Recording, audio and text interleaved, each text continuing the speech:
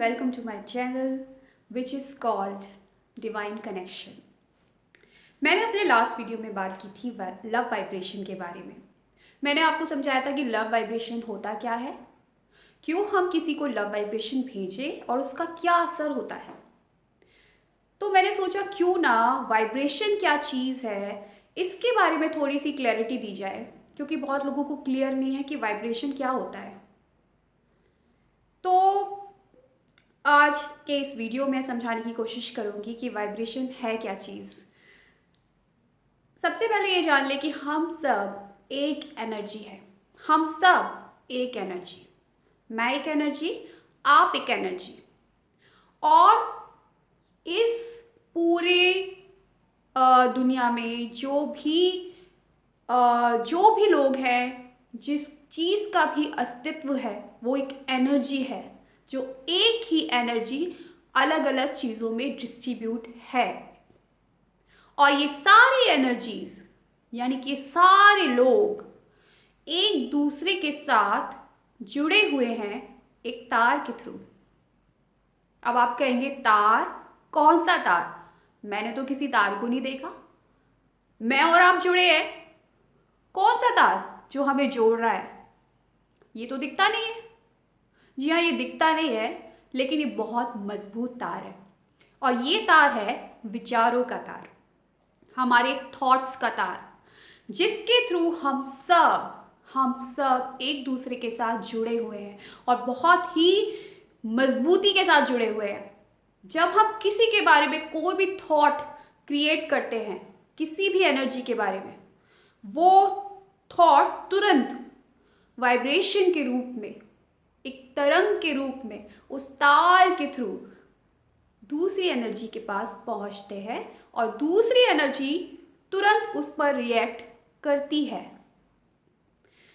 चलिए एक कहानी के थ्रू थोड़ा सा समझाने की कोशिश करती हूँ कि वाइब्रेशन का खेल है क्या।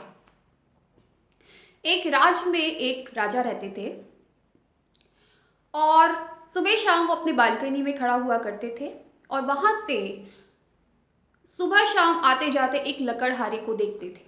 जब वो सुबह अपनी बालकनी में खड़े होते थे तो वो लकड़हारा जब लकड़ी काटने के लिए जाता था तो उसके बारे में बड़े अच्छे विचार आते थे उस राजा के मन में। बहुत अच्छा सोचता था कि कितना मेहनती है, अपने बीवी बच्चों का पेट भरने के लिए, अपने परिवार का पेट पालने के लिए कितनी मेहनत करता है, लकड़ी काटता है। और जब वही लकड़हारा शाम को लकड़ी काट कर वापस लौट के आता था, जब वो राजा उसको देखता था तो उस राजा के मन में उस लकड़हारे के लिए बहुत ही खराब विचार आते थे और वो समझ नहीं पाते थे इस बात को कि एक ही इंसान है, एक ही लकड़हारा है। सुबह इसके लिए बहुत अच्छे विचार आते हैं मेरे मन में, शाम को बड़े खराब विचार आते हैं मेरे मन में, ऐसा क्यों हो रहा है? तो उन्होंने अपने एक मंत्री को बुलाया और उससे पूछा कि ऐसा क्यों हो रहा है मेरे साथ, इसका पता लगाओ, ये क्या हुआ है, ऐसा क्यों लगता है एक ही इंसान के लिए सुबह अलग सोचता हूँ, शाम को उसके बारे में अलग फीलिंग आती है। तो मंत्री जी ने कहा ठीक है राजा जी, मैं पता करता हूँ। वो मंत्री उस लकड़हारे के घर गया और उसने उस लकड़हारे से बात की। उसने उस मंत्री ने लकड़हारे से पूछा, और कैसा चल रहा है तुम्हारा सारा काम, क्या कर रहे हो आजकल? तो उस लकड़हारे ने बताया कि मैं आजकल चंदन की लकड़ियां इकट्ठी कर रहा हूँ। उसने कहा, मंत्री ने कहा अच्छा दिखाओ जरा। उसने अपना घर दिखाया तो उसमें ढेर सारी चंदन की लकड़ियां थी। मंत्री ने पूछा कि तुम इनको बेचते क्यों नहीं हो? इतनी सारी चंदन की लकड़ियों का तुम क्या करोगे? और तुमने इसको इकट्ठी करके रखा हुआ है, इनको तुम बेचोगे तो तुमको 4 पैसे मिलेंगे। तब उस लकड़हारे ने बोला कि मैं उस दिन का वेट कर रहा हूं, उस दिन का इंतजार कर रहा हूं जब राजा की मृत्यु होगी, तब मैं इस चंदन की लकड़ी को मुंह मांगे दाम पर बेचूंगा, क्योंकि उस राजा का दाह संस्कार चंदन की लकड़ियों के साथ होना था।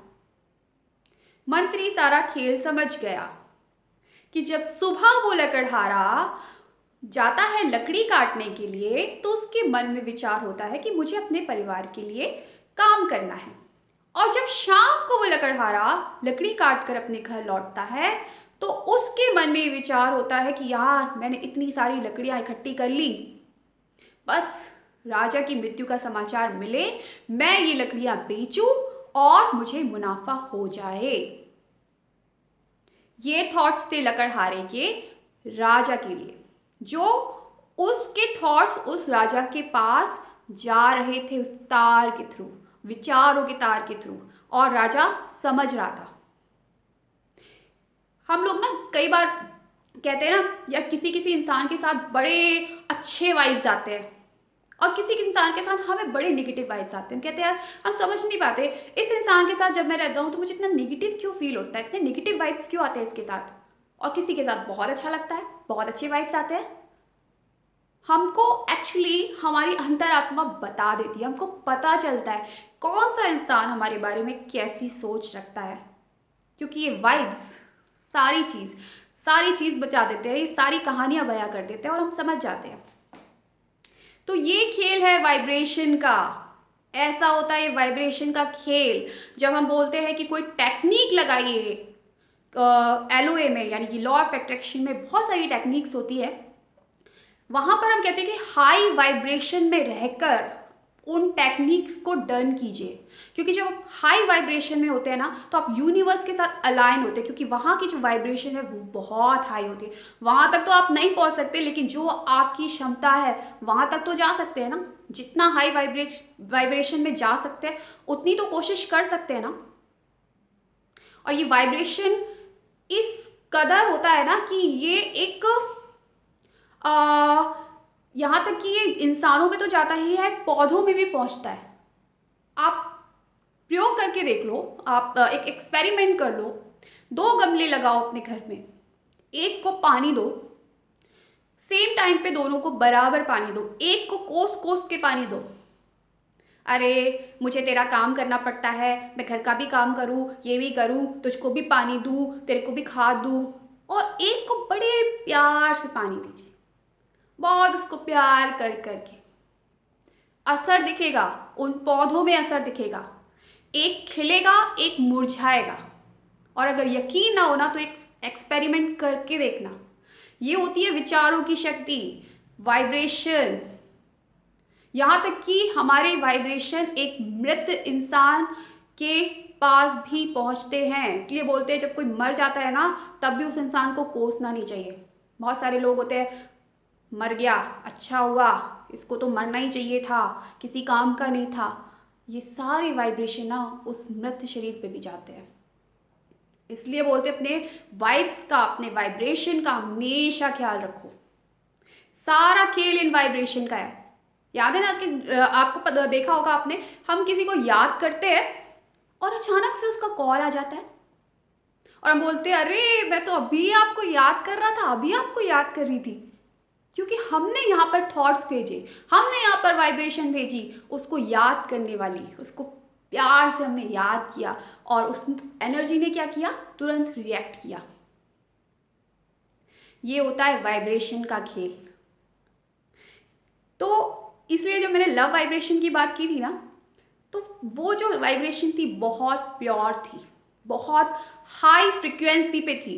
इसलिए जब वो हाई वाइब्रेशन हमने किसी को भेजी तो उसका असर तो पॉजिटिव होना ही है।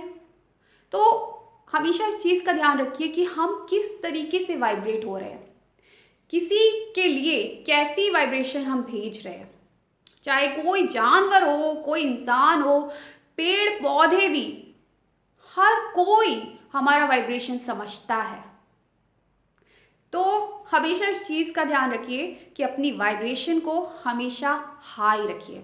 और हाई वाइब्रेशन पर हम कब होते हैं, जब हम बहुत खुश होते हैं, बहुत रिलैक्स होते हैं, बहुत पीसफुल होते हैं, तब हम हाई वाइब्रेशन पे वाइब्रेट करते हैं।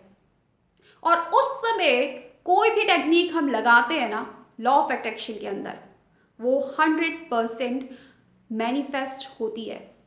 कोई भी विश अगर हम उस वाइब्रेशन में रहकर मांगते हैं ना, वो 100% मैनिफेस्ट होती है। ये असर होता है वाइब्रेशन का, और ये हर कोई समझता है, हर कोई। आपको किसी के बारे में ना बोलने की जरूरत नहीं होती कि ये इंसान मेरे बारे में पता नहीं क्या सोचता है, कैसा सोचता है, आपको किसी से पूछने की ज़रूरत नहीं है। उसकी वाइब्स आपको बता देंगी कि वो आपके बारे में क्या सोच रखता है। तो आई थिंक मैं थोड़ा सा समझा पाई कि वाइब्रेशन का ये चक्कर क्या है और क्यों हम कहते हैं कि अच्छी वाइब्स, अच्छी वाइब्रेशन क्रिएट करें, अच्छी वाइब्रेशन भेजे, उस ईश्वर को अच्छी वाइब्रेशन भेजे। और क्योंकि हम जो भेजेंगे वो हमको रिटर्न में मिलेगा। जैसा हम वाइब्रेट करेंगे, जैसे थॉट्स हम भेजेंगे, वही हमको मिलने वाला है। सारा खेल इन वाइब्रेशन का है और जिसने ये खेल समझ लिया ना, उसकी ज़िंदगी बदल गई। आई थिंक इतना काफ़ी है समझाने के लिए। नेक्स्ट वीडियो में और ट्राई करूँगी और कुछ टेक्निक्स मैं लेके आने वाली हूँ एलओए की, लॉ ऑफ अट्रैक्शन की, जिनको लगा कर आप काफ़ी कुछ मैनिफेस्ट कर सकते हैं। तो thank you for watching my video. Bye.